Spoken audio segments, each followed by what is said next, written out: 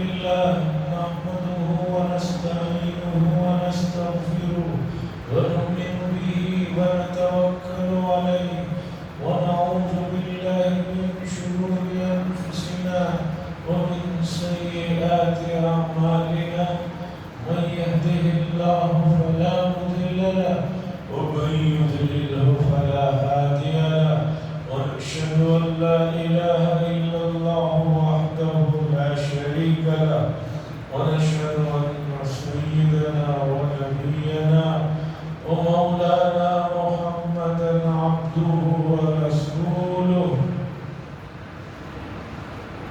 أما بعد فإن أصدق الحديث كتاب الله وخير الهدي هدي محمد صلى الله عليه وسلم وشر الأمور محدثاتها وكل محدثة بدعة وكل بدعة ضلالة وكل ضلالة في النار. الله تبارك وتعالى في القرآن المجيد والفرقان الحميد كلا إذا بلغت التراقي وقيل من راق وظن أنه الفراق والتفت الساق بالساق إلى ربك يومئذ المساق. وقال تعالى فلولا إذا بلغت الحلقوم وأنتم حينئذ تنظرون ونحن أقرب إليه منكم ولكن لا تبصرون.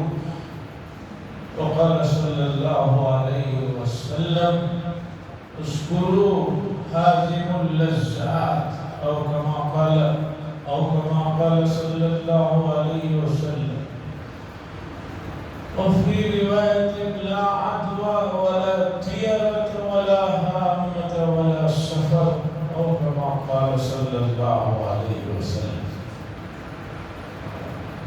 عزیزان محترم، یہ محرم الحرام کی آخری جمعہ ہے اور ہمارا کیلنڈر بتا رہا ہے کہ چہارشنبے کے دن انشاءاللہ چاند نظر آئے گا. جمعرات کو پہلی سفر کی تاریخ ہوئی اور اگر 29 کو نظر نہیں آیا تو جمعرات کو تو 30 تاریخ ہو ہی جائیں گے. آنے والی جمعہ سفر المظفر کی پہلی جمعہ ہو.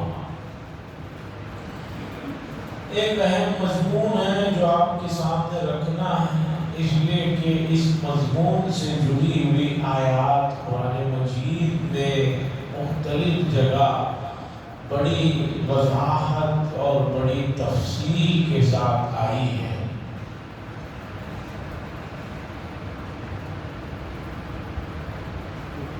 پہلے لا کر رکھنا بیان کے بیچ میں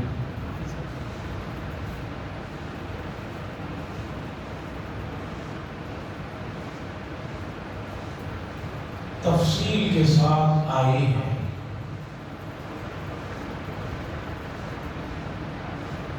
لیکن اس سے پہلے آنے والے مہینے سفر سے متعلق جو چیزیں کچھ وہ بھی آپ کے سامنے رکھنا چاہتا ہوں. سفر المظفر اس مہینے کا نام ہے جو اس کے بعد آنے والا ہے. سفر کے معنی ہیں خالی، کوئی چیز خالی ہو اسے سفر ہے. عربی میں زبر زیر کا بڑا پاس و لحاظ رکھنا پڑتا ہے. زبر کی جگہ آپ نے زیر پڑھ دیا الگ معنی ہو جاتے ہیں. اس کا بڑا سفر. اس مہینے کو عرب لوگ سفر اس وجہ سے کہتے تھے کہ اس سے پہلے کے جو 3 مہینے لگاتار ہیں، اس سے پہلے محرم کا مہینہ ہے، اس سے پہلے 12واں مہینہ ذوالحجہ کا ہے، اس سے پہلے 11واں مہینہ ذوالقعدہ کا ہے. تو ذوالقعدہ، ذوالحجہ، محرم 3 مہینے لگاتار اشہر حرم والے مہینے. ان مہینوں میں قتل و قتال اور یہ سب چیزیں حضرت ابراہیم علیہ السلام کے زمانے سے چلی آ رہی تھی۔ مکے میں بعثت کے وقت بھی اس کا بڑا پاس و لحاظ رکھا جاتا ہے۔ جو ہی محرم کا مہینہ ختم ہوا پھر یہ پورے لوگ جنگوں کے لیے نکل جاتے تھے، تو پورا شہر پورے گھر خالی ہو جاتے تھے۔ تو اس لیے اس مہینے کو سفر کہتے تھے کہ یہ خالی والا مہینہ، یعنی اس مہینے میں کوئی نہیں رہتے تھے، پورے گھروں کو خالی کر کے 3 مہینے سے بغیر جنگ کے بغیر لڑائی کے جو بیٹھے رہتے تھے، ان کو ہضم نہیں ہوتی تھی چیزیں۔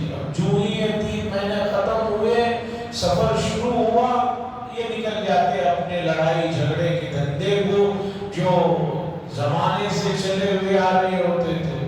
بعض جنگیں رسول اللہ صلی اللہ علیہ وسلم نے آ کر جنہیں اپنے اخلاق اور اپنے اقوال سے روکا، 50 سال سے جنگیں چل رہی تھی۔ جنگ بعاث گزشتہ 100 سال سے چل رہی تھی، کوئی لمبی چوڑی بات نہیں تھی، معمولی سی باتوں میں جو جنگ شروع ہوئی تھی وہ چل رہی تھی، 3 مہینے رکتی پھر جو ہے شروع ہو جاتی۔ تو اس لیے اس مہینے کو سفر کہتے تھے کہ اس مہینے میں سب لوگ گھروں کو خالی کر کے نکل جاتے ہیں۔ اسلامی اعتبار سے یہ عقیدہ ہے قرآن و سنت کا کہ کسی جگہ میں، کسی وقت میں، کسی چیز میں فی نفس کی نفع نقصان پہنچانے کی طاقت نہیں۔ قرآن کہتا ہے اور اللہ نے رسول اللہ صلی اللہ علیہ وسلم کے ذریعے سے بات بتلائی، قُلْ لَا أَمْلِكُ لِنَفْسِي ضَرًّا وَلَا نَفْعًا إِلَّا مَا شَاءَ اللَّهُ۔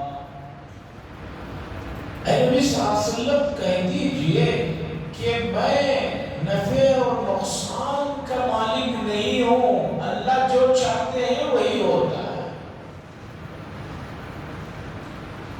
تو جب نبی کے ہاتھ میں اپنے لیے نفع نقصان کا سوال نہیں ہے، تو کسی اور چیز میں نفع نقصان کا فی نفسی کوئی تصور نہیں ہے۔ اسلام نفع ہو نقصان ہو اللہ کی ذات کی طرف سے ہے، یہ توحید ہے جو کہ مطلوب ہے۔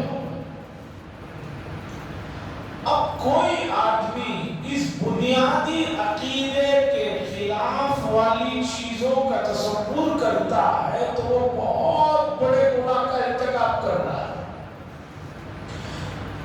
حضور صلی اللہ علیہ وسلم کی بعثت کے وقت مکے میں یہی تصور تھا لوگوں کا کہ یہ بت ہمیں نقصان پہنچا سکتا ہے، یہ وقت ہمیں نقصان پہنچا سکتا ہے، یہ تاریخ اور یہ مہینہ ہمیں نقصان پہنچا سکتا ہے۔ اللہ کے نبی صلی اللہ علیہ وسلم نے آ کر سمجھایا کہ دیکھو نفع نقصان کے مالک اللہ ہے، اللہ کو راضی کرو، یہ تمہارا اصل کام ہے۔ باقی کسی مہینے میں، کسی دن میں، کسی وقت میں، کسی جگہ میں کچھ نفع نقصان کا تصور نہیں ہے۔ قرآن مجید کے 29ویں پارے میں ایک سورت ہے سورۃ الجن، اسے پڑھے کہ آپ کو پتہ چلے گا کہ عرب کے لوگ جب سفر کرتے مکے سے ملک شام میں، مکے سے ملک یمن سفر کرتے کاروبار کے سلسلے میں، تو یہ سفر کبھی 15 دن، کبھی 17 دن، 20 دن کا سفر ہوتا تھا۔ تو اب راستے میں کئی جگہ رکنا پڑتا تھا کھانے پینے کے لیے، جانوروں کے یہ سب چیزوں کے لیے جو اونٹوں پر ہوتا تھا۔ تو بعض جگہ یہ لوگ رکتے تو ان کا قدیم میں چلا ہوا آ رہا تھا کہ بھئی یہ وادی، یہ علاقہ جنات کا ہے، اس لیے وہ وہاں پر اتر کر پناہ مانگتے، اے جنوں کے سردار ہم آپ سے پناہ مانگتے ہیں، ہمیں تکلیف مت پہنچائیے، یہ مت کیجیے۔ اور جنات نے ان چیزوں کا مزہ لینے کے لیے اگر کوئی اس طرح نہ کرتا شرارتیں بھی کرتے تھے. قرآن مجید میں سورہ جن میں اللہ نے ان چیزوں کو بتایا کہ بھئی یہ سب چیزیں صحیح نہیں ہیں. تو عزیزان گرامی، سفر کا مہینہ اس اعتبار سے بھی بابرکت مہینہ ہے کہ اسلام کا سب سے بڑا کام جو ہجرت کا، حضور صلی اللہ علیہ وسلم نے مکہ چھوڑ کر جو مدینہ منورہ ہجرت فرمائی، وہ سفر کے آخری عشرے میں فرمائی. 27 سفر کو آپ نکلے ہیں مدینہ منورہ سے، مکہ المکرمہ سے. 27 سفر کو آپ مکہ المکرمہ سے نکلے ہیں. پھر غار ثور میں 3 دن آپ نے قیام کیا، جمعہ، ہفتہ، اتوار. پھر وہاں سے آپ جو ہے مدینے کی طرف نکلے. تو ہجرت جیسا عظیم الشان فریضہ، عظیم الشان عمل، وہ جو ہے اسی مہینے کی آخری تاریخ میں ہوا ہے. تو اس مہینے کے سلسلے میں اس طرح کی جو سوچ ہے وہ اسلامی مطالعہ نہ ہونے کا نتیجہ ہے. اور ہم یہ بات مانتے ہیں کہ جتنی نادانیاں ہیں، ان تمام نادانیوں کے پیچھے جہالت سب سے بڑا سبب ہے. کسی بھی چیز کی جہالت، لا علمی، یہ سب سے بڑا جو ہے سمجھیے کہ آدمی کے لیے عیب کی چیز. لوگ موجودہ زمانے میں کسے عیب سمجھتے ہیں ہمیں نہیں معلوم ہے، لیکن قرآن و حدیث بتا رہا ہے کہ علم کا نہ ہونا یہ سب سے زیادہ عیب کی بات ہے. اسی لیے قرآن مجید کی پہلی سورت، پہلی وحی، اور اس پہلی وحی کا پہلا لفظ اقرا بسم ربک الذی خلق ہے. اس لیے کہ اقرا آ گیا تو پھر وہ تمام چیزیں جو اس وقت چاہے مکے میں ہو، چاہے پوری دنیا کے معاشرے میں پھیلی ہوئی تھی، وہ سب لا علمی، نادانی اور جہالت کا نتیجہ. خیر، یہ تو ہوئی مختصر اس کے سلسلے کی بات. میں آتا ہوں قرآن کی وہ آیتیں جو میں نے پڑھی مختلف جگہ سے، اور بھی بے شمار آیتیں، اگر صرف آیتوں ہی کو پڑھنے لگوں تو وقت پورا نکل جائے گا. تو ان آیات میں جو مضمون ہے وہ مضمون کی طرف توجہ دلانا ہے، اس لیے کہ اس مضمون کو عموماً آدمی پسند نہیں کرتا ہے. کچھ ٹاپک ایسے ہیں کہ جس پر بولتے ہوئے بولنے والے کو بھی ڈر لگتا ہے اور سننے والوں کو بھی ڈر لگتا ہے، لیکن ڈرنے کی وجہ سے وہ چیز رک نہیں جاتی. آپ یہ کہیں کہ میں ڈرتا ہوں اس لیے اسے ذکر نہیں کرتا، تو آپ کے ڈرنے سے وہ چیز رکنے والی نہیں ہے. تو اس چیز کی طرف میں آپ کو توجہ دلانا چاہتا ہوں، چونکہ یہ چیز سب سے زیادہ مومن کو ہر وقت یاد رکھے. کیا ہے وہ چیز؟ وہ چیز ہے کہ انسان کی موت کا واقع ہونا. انسان کا اس دنیا میں آنے کے بعد اس کا مرنا، اس کا منتقل ہونا، اس کا ختم ہو جانا، یہ ایک ایسی بڑی حقیقت ہے کہ اس حقیقت کو کوئی بھی آدمی انکار نہیں کر سکتا. اب سوال یہ ہے کہ بھی مرنا تو ہے، اب اس کے بارے میں کیوں گفتگو کریں؟ یہ مسئلہ سمجھنا ہے. قرآن مجید نے موت کے وقت کے احوال کو تفصیل کے ساتھ ذکر کیا کہ جب انسان کی روح نکلتی ہے تو اس وقت کیا حال ہوتا ہے، کیا کیفیت ہوتی ہے. پھر احادیث نے بھی تفصیل کے ساتھ اس چیز کو بتایا. پھر اللہ نے یہ بھی بتایا کہ جو نئی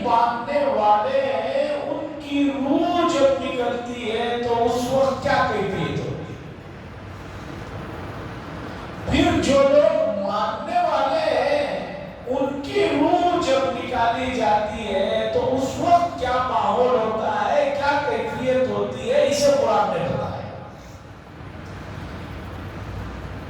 ہم میں سے ہو سکتا ہے کہ بہت سے لوگوں نے کبھی کسی کی روح نکلتے ہوئے یا بالکل آخر وقت نہ دیکھا ہے، چونکہ بہت سے لوگ ڈر جاتے ہیں، لیکن حقیقت ہے روح نکلتی ہے، اور نکلتے وقت کے جو حالات ہوتے ہیں وہ جنہوں نے قریب سے دیکھا ہے اسے جان سے آتے ہیں۔ سورۃ قیامہ میں اللہ فرماتے ہیں کَلَّا إِذَا بَلَغَتِ التَّرَاقِيَ وَقِيلَ مَنْ رَاقٍ، جب روح جو ہے ہنسلیوں تک، ترقو یہ کہتے ہیں گردن کے نیچے اور سینے سے اوپر یہاں ایک ہڈی ہوتی ہے، یہاں آ کر جب وہ اٹک جاتی ہے، روح نکالنے کا جب وقت ہوتا ہے تو یہاں جب آ کر روح کھڑ جاتی ہے، ہنسلیوں تک روح پہنچ جاتی ہے، تو وہاں پر جو بیٹھے ہوئے لوگ ہوتے ہیں، جو بھی رشتہ دار، قریبی رشتہ دار ہوتے ہیں، وہ قیل من راق، وہاں بیٹھے ہوئے لوگ رہتے ہیں۔ اس زمانے میں کہتے تھے کہ بھئی کوئی ہے جو جھاڑ پھونک کرے، اس مشکل سے اسے آزاد کرے۔ جیسے موجودہ زمانے میں کہتے ہیں جلدی ڈاکٹر کو بلاؤ، کوئی ماہر کو بلاؤ، کسی کو بلاؤ۔ وَالْتَفَّتِ السَّاقُ بِالسَّاقِ، ایڑیاں لپٹنے لگتی ہیں۔ آدمی کی روح جب نکل رہی ہوتی ہے تو وہ ایڑیاں مار رہا ہوتا ہے، اور آپ نے دیکھا ہوگا ایڑیاں پیر اس طرح ایک دوسرے کے ساتھ مل رہے ہوتے ہیں۔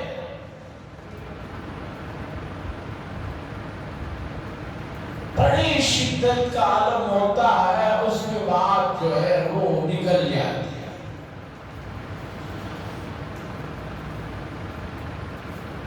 امت کے لوگوں کو اس وقت سے جڑے ہوئے مسائل کا بھی علم نہیں ہے۔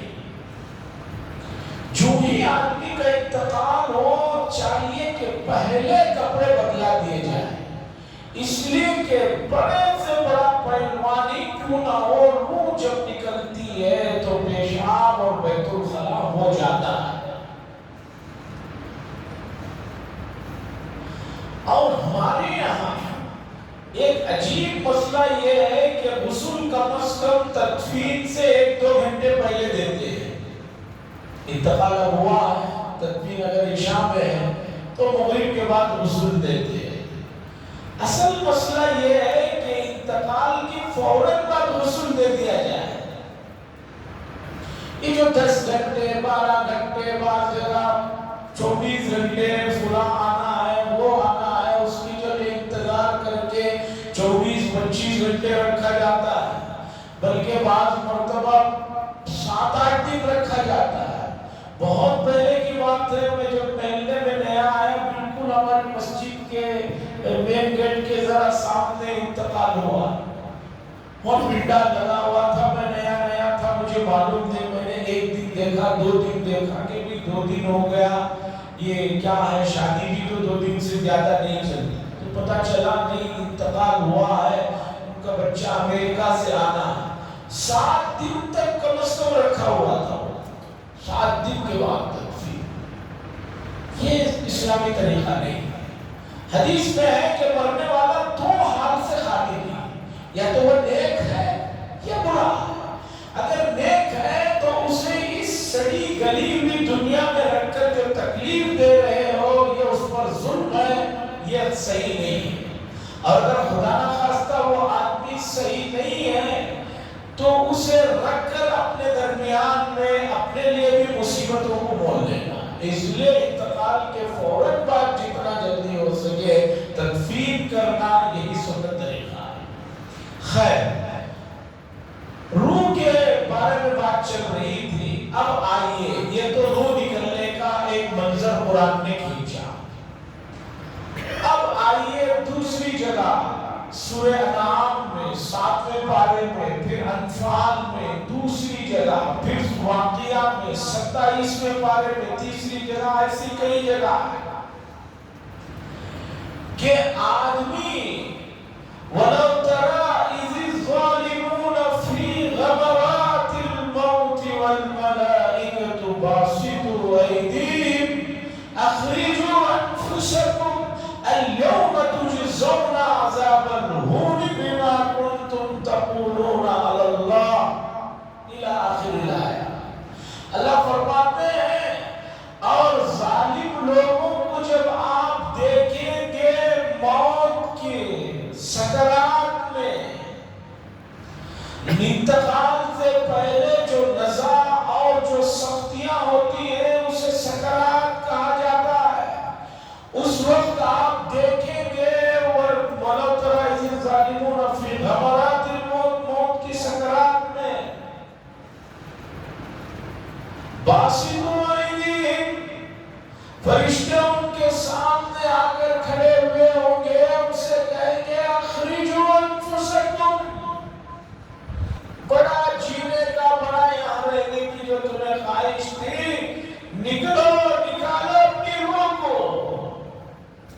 اليوم تجزون عذاب الہون، آج تمہیں بڑی ذلت اور رسوائی کا عذاب چکایا جائے گا، بما تقولون علی اللہ، بسبب اس چیز کے کہ تم نے اللہ پر بہت سی غیر غلط باتیں کہی۔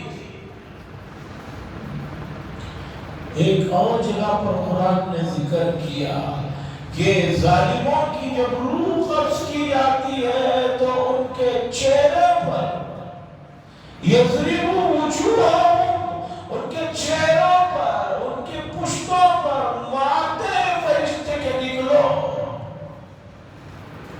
عزیزان گرامی، اور آپ نے کہا فَلَوْلَا إِذَا بَلَغَتِ الْحُلْقُومَ وَأَنْتُمْ حِينَئِذٍ تَنظُرُونَ وَنَحْنُ أَقْرَبُ إِلَيْهِ مِنْكُمْ وَلَكِنْ لَا تُبْصِرُونَ، جب روح جو ہے حلق تک پہنچ جاتی ہے اس وقت تم دیکھ رہے ہوتے ہو، لیکن ہم تمہارے سے اس سے زیادہ قریب میں ہوتے ہیں۔ تو موت کے واقعات کو، روح کے نکلنے کی تفصیلات کو قرآن نے بڑی تفصیل کے ساتھ الگ الگ جگہوں پر بیان فرمایا۔ اب آئیے نیک لوگوں کے ساتھ کیا معاملہ ہوتا ہے۔ 24ویں پارے میں اللہ فرماتے ہیں ان الذين قالوا ربنا الله ثم استقاموا تتنزل عليهم الملائكة ألا تخافوا ولا تحزنوا وأبشروا بالجنة التي كنتم توعدون نحن أولياؤكم في الحياة الدنيا وفي الآخرة ولكم فيها ما تشتهي أنفسكم ولكم فيها ما تدعون۔ اللہ فرماتے ہیں ان الذین قالوا، بے شک وہ لوگ جنہوں نے کہا ربنا اللہ، ہمارا رب تو اللہ ہے، ثم استقاموا، پھر اس پر ہمیشہ جمے رہے، اللہ اور اللہ کی پسندیدہ چیزوں پر جمے رہے، تتنزل علیہم الملائکہ، ملائکہ ان کے پاس آتے ہیں، تتنزل علیہم الملائکہ، انتقال کے وقت ان کے پاس آتے ہیں اور کہتے ہیں اللہ تخافوا، خوف مت کرو، ولا تحزنوا، گزری ہوئی چیزوں پر جو ہے کوئی غم بھی کرنے کی ضرورت نہیں ہے۔ اس کے بعد ان کی روح لے کر جاتے ہیں، اللہ فرماتے ہیں نحن اولیاؤکم فی الحیات الدنیا وفی الآخرہ، ہم دنیا میں بھی تمہارے دوست رہے اور آخرت میں بھی تمہارے دوست رہے۔ حدیث میں بڑی تفصیل کے ساتھ روح نکالنے کے منظروں کو بتایا گیا ہے، اور یہ روح کا نکلنا ہر آدمی اس مرحلے سے گزرنا ہے، کوئی آدمی اس سے بچ نہیں سکتا۔ حضرت ابراہیم علیہ السلام نے ملک الموت سے پوچھا کہ آپ جب کسی نیک بندے کی روح کو نکالتے ہیں تو اس وقت کیا کیفیت ہوگی؟ تو ملک الموت نے فرمایا آپ آنکھ بند کر لیجئے پھر دیکھیے۔ حضرت ابراہیم علیہ السلام نے آنکھوں کو بند کیا، کہا کہ کھولیے۔ جب ابراہیم علیہ السلام نے کھولا تو دیکھا کہ سامنے ملک الموت اور ان کے ساتھ فرشتوں کی ایک ٹیم، اتنے روشن چہرے، ایسے چمکدار چہرے، بالکل سفید لباس میں اور خوشبو مہک رہی ہے، ایسے مہکتے ہوئے چہروں کے ساتھ سامنے آ گئے۔ حضرت ابراہیم علیہ السلام نے کہا کہ ایسے موقع پر کسی آدمی کو اپنی جان دینے میں کوئی مسئلہ نہیں ہوگا، اس لیے کہ اتنے خوبصورت ماحول اور منظر کو دیکھے گا تو وہ اسی میں مہک ہو کر رہ جائے۔ قرآن نے بھی کہا تفصیل کے ساتھ سورہ فجر میں، یا ایتھا النفس المطمئنہ، اے نفس مطمئنہ آؤ نکلو رب کی طرف، رب تمہارے سے راضی ہے، تم رب سے راضی۔ اور اس کے بعد بہت ہی آسانی کے ساتھ، جیسے کوئی مسکے میں کوئی چیز بال پڑا ہو، اٹھا لینے سے پتہ بھی نہیں چلتا، اس طرح اس کی روح نکالی۔ ابراہیم علیہ السلام نے کہا بروں کی روح اب کیسے نکالتے؟ ملک الموت نے کہا آنکھوں کو بند کیجئے۔ بند کیا، کہا کھولیے۔ حضرت ابراہیم علیہ السلام نے جو ہی آنکھوں کو کھولا، سامنے کا منظر ایسا تھا کہ آپ کی چیخیں نکل گئی۔ سامنے اتنی بھیانک شکلوں کی ایک مخلوق کھڑی ہے کہ آدمی کو دیکھ کر کتنا بھی طاقتور اور مضبوط کیوں نہ ہو، اس کے رونگٹے کھڑے ہو جائے، اس کا پیشاب نکل جائے، وہ نظر آ جائے۔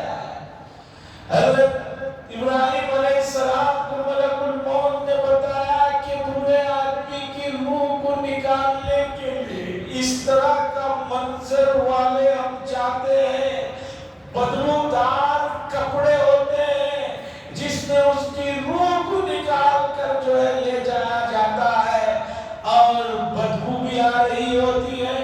ابراہیم علیہ السلام نے کہا جو آدمی برا ہے اس کے لیے یہ منظر ہی سب سے بڑا عذاب ہے، اس کے بعد کوئی عذاب ہو نہ ہو وہ الگ مسئلہ ہے، یہی سب سے بڑا عذاب ہے۔ عزیزان گرامی، موت وہ حقیقت ہے کہ انک میت و انہم میتون، وقال تعالی وما جعلنا لبشر من قبلک الخلد افإن مت فهم الخالدون۔ اللہ فرماتے ہیں ہم نے آپ سے پہلے بھی کسی کو یہاں ہمیشہ نہیں عطا فرمائی ہے، آپ بھی انتقال ہونے والے ہیں اور آپ سے پہلے بھی لوگ انتقال ہوئے ہیں۔ حدیث میں آتا ہے کہ قیامت کے دن موت پر بھی موت کو طاری کیا جائے گا۔ موت کا جو لفظ ہے ہم سمجھتے ہیں وہ کوئی ایسی چیز ہوگی، وہ بھی ایک زیرو چیز ہے، اس پر بھی اسے مینڈے کی شکل میں لایا جائے گا۔ حدیث میں آتا ہے اسے بھی ذبح کر دیا جائے گا جہنمیوں کو، تاکہ پتہ چلے کہ اب جس چیز کی وہ تمنا کر رہے تھے وہ کبھی آنے والی نہیں۔ عزیزان گرامی، موت ایک واقع حقیقت ہے، اس سلسلے کو ہم لوگوں نے بھلا بیٹھا ہے۔ حضور صلی اللہ علیہ وسلم کی میں نے حدیث پڑھی، اذکروا حازم اللذات، لوگوں لذتوں کو، خواہشوں کو اور اس طرح کے جذبات جو جس کی اجازت نہیں دیتے قرآن و عزیز، اس کو ختم کرنے والی چیز جو ہے وہ موت ہے۔ موت کو یاد کرو، موت کا تصور کرو، تو پھر وہ چیزیں جسے چھوڑتے ہوئے تمہیں پریشانی ہو رہی ہے بہت آسانی سے چھوڑ جیسے ایک آدمی اللہ نہ کرے کسی بیماری میں پہنچ جاتا ہے تو سب سے پہلے عموماً ڈاکٹر اس کی جو سب سے پسندیدہ چیز ہوتی ہے وہ چھوڑنے کے لیے. ایک صاحب نے مجھے کہا ابھی پھنس کا چونکہ دور چل رہا ہے، موسم پھنس کا چل رہا ہے، اور سب سے زیادہ سنا اس میں شوگر ہوتی ہے. وہ مجھ سے کہنے لگے اللہ ان ڈاکٹروں پر رحم کرے، یہ موسم آتا ہے تو میری تو جان نکل جاتی ہے. میں نے کہا کیوں؟ کہا میری سب سے فیورٹ چیز پھنس کھانا ہے، لیکن ڈاکٹر کہتے ہیں دوسرے پھل پھر بھی ہم برداشت کر سکتے ہیں، پھنس کا آپ ایک گرا بھی نہیں چھین سکتے، اس لیے کہ اس میں جو ہے ہائی لیول کی شوگر ہوتی ہے. میں نے کہا پھر کیا کرتے ہیں آپ؟ کہا کہ کروں گا کیا، جان پیاری ہے اس لیے چھوڑ دیا ہوں. تو جس طرح آدمی اپنے جسم کی حفاظت کے لیے ڈاکٹروں کی بات کو مانتا ہے، رسول اللہ صلی اللہ علیہ وسلم نے فرمایا کہ آپ لوگ اپنی روح کو پاکیزہ کرنا چاہتے ہو تو اس کو پاکیزہ کرنے والی چیز موت کا تصور کرو، اسے یاد کرو، پھر روح ان چیزوں سے دور ہو جاتی ہے جو آپ کی صحت کو نقصان پہنچاتی ہے. عزیزان گرامی، میں نے شروع میں بتایا کہ موت اور انتقال کے وقت سے متعلق قرآن و حدیث میں اتنا مواد موجود ہے کہ بغیر ترجمے کے اگر ان کو پڑھا جائے تو کافی وقت ہو جاتا ہے. اور یہ موضوع بھی ایسا ہے کہ اس موضوع کو اگر کوئی ذکر کرے تو لوگ ناراض ہو جاتے ہیں، کہتے ہیں کہ بھئی کیا ہو گیا ہے حضرت کو، موت کا جو ہے موت پر بیان دے رہے ہیں، کیا ہو گیا ہے، کیا پریشانی ہے انہیں. ارے بھئی یہ وہ حقیقت ہے، اسے کبھی تو کم از کم سال دو سال میں تو بھی کر لینا چاہیے، اس کا تذکرہ ہو جانا چاہیے. اس لیے کہ آئے دن اتنے بڑے بڑے لوگ اور اتنے کم عمر کے لوگ انتقال ہو رہے ہیں کہ بھئی یقین ہی نہیں آ رہا. بہت سے لوگ انتقال ہو رہے ہیں، سنگل بھی ہو رہے ہیں، ہول سیل میں بھی، جیسے ہوائی جہازوں میں انتقال ہو جاتا ہے، ٹرین کا حادثہ ہو جاتا ہے، کہیں کشتی ڈوب جاتی ہے، کہیں پورے مصنوعی بیماریاں، یہ سب چیزیں ہیں. تو اس کو حاصل اللذات، حضور صلی اللہ علیہ وسلم نے فرمایا لذتوں کو توڑنے والی چیز موت کو یاد کرو. اس موضوع کو اور بھی جڑی ہوئی چیزیں جو حدیثیں ہیں میں نے نہیں سنایا، اسے سنانا چاہتا ہوں. وقت ہو رہا ہے لیکن ایک اہم موضوع جس کی طرف توجہ دلانا ہے اسے بھی یاد دلاتا چلوں. حضرات، ایک حد ہوتی ہے، ایک کسی بھی چیز کی حد ہوتی ہے. گزشتہ 4 مہینوں سے، بلکہ رمضان سے اگر کہوں تو غلط نہیں ہوگا، رمضان سے یہ سیار کے بارے میں بتا رہے ہیں، بولا جا رہا ہے، ہمیں اوپر سے آرڈرز آتے ہیں کہ بتاؤ. اب 30 تاریخ سے گزشتہ مہینہ یہاں پر شروع ہو گیا اور آج 10 تاریخ ہے، اور ہمارے محلے میں جو سیار کے فارم بٹ رہے ہیں ان لوگوں کا جو بات رہے ہیں ان لوگوں کی رپورٹ ہے کل کی اور دوسری جگہ کی، اور بھی بعض جگہ بدتر ہے. ابھی تک جو ہے 40% سے زیادہ لوگوں نے فارم ہی نہیں حاصل کیا. کتنے؟ 40% لوگوں نے فارم حاصل نہیں کیا. اب جنہوں نے حاصل کیا ہے اب ہمیں نہیں پتا کہ وہ کب تک جمع کریں گے، اور جو لوگ 10 دنوں میں جا کر فارم ابھی تک حاصل نہیں کیے ہیں وہ کب حاصل کریں گے؟ وہ بیچارے جگہ جگہ وہاں بیٹھ رہے ہیں، یہاں بیٹھ رہے ہیں تاکہ جو ہے چلتے پھرتے نظر آئیں، لے کر جائیں. اپنا وہ آئیڈینٹی کارڈ لے جا کر فارم لینا مشکل ہے. جن کے فارم آئے ہیں وہ لے نہیں ہیں، اور سوچو کہ جن کے فارم ہی نہیں آئے ہیں ان کے لیے تو اور زیادہ کام ہے. وہ کب کریں گے، کب اٹھیں گے، اللہ بہتر جانے. اس لیے کہ امت تو ظہر سے پہلے اٹھتی نہیں ہے. ظہر کو اٹھی تو اس کے بعد ان کی خیر مصروفیات جو ہوتی ہیں، غیر ضروری چیزیں، اس میں تو اثر ہو جاتی ہے. اس کے بعد کہتے ہیں حضرت گیا تھا مغرب کے بعد کون بھی ملے گی. अजीब बात है, क्या वो आदमी आपके लिए सुबह से शाम तक बैठा रहेगा? सरकारी मुलाजिम है, एक वक्त होता है सुबह के 9 से 4-5 तक के दरमियान।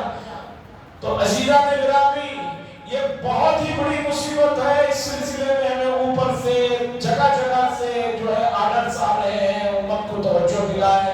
अब मैं बयान में पिछले हफ्ते भी दिलाया, अब भी दिला रहा हूँ, क्योंकि अब कुछ लोग बहुत बाकी आने वाले नमाज सलाम फेरती दिलाना चाहता हूँ। इतने फास्ट है कि नमाज पढ़कर सलाम फेर कर 3 बार अल्लाह अकबर कहने से पहले जो है 30% लोग गायब हो जाते, आते भी बहुत जल्दी में है और जाते तो उससे भी जल्दी में है। तो ये गफलत ना करें, इस पर भी तवज्जो दें। वाखिर दावाना अल्हम्दुलिल्लाह रब्बिल आलमीन। हज़रात